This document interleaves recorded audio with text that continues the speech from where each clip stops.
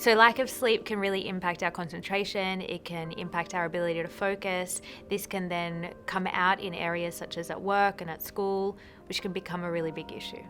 Hi everyone, my name is Rashida. I'm a registered psychologist and I'm here today to talk to you about sleep. Sleep problems in young people are pretty common. It's actually very normal if your sleep is disturbed as a young person. So we have sleep deprivation, where it might be harder to fall asleep when you're getting into bed and going to sleep at night. Then we have disrupted sleep, where we're actually having broken sleep throughout the night and you might be waking up quite frequently and finding it harder to go back to sleep. And then oversleeping, where in the morning you might find it really difficult to get up and start your day, or you're feeling really fatigued and you want to keep sleeping. The type of lifestyle that we often live these days is very productive, it's very active. Sometimes those activities and that productivity can go into the hours that we're meant to be sleeping. When we're experiencing broken sleep or issues with our sleep, it impacts our mental health. And then when we're experiencing poor mental health, stresses, anxiety throughout the day, that then impacts our sleep that following night.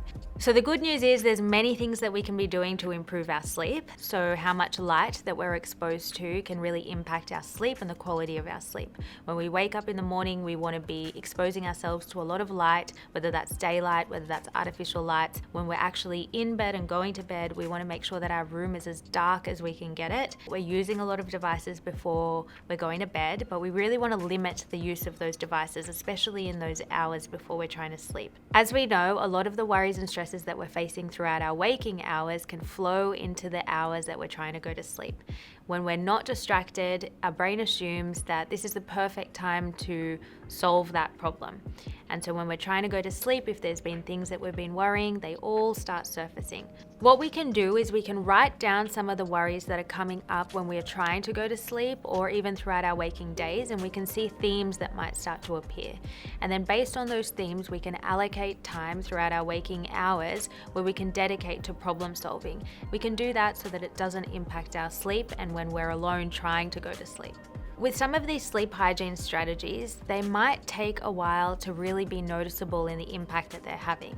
Sometimes we can assume that if it's not working after a week or two, that it's not working at all, and then we put more responsibility on ourselves and blame on ourselves. After a couple of months, if we're noticing that these strategies are still not having the impact that we want, we can start reaching out for support to friends, to family, to medical professionals, including your psychologist or your GP. I really want to encourage you to not underestimate the importance of sleep. Sleep is going to have a really huge impact on not only our emotional, mental, physical health, it's going to have an impact on our overall well-being. These strategies and these tips are a really great place to start. If you still need additional support, then you can reach out for it.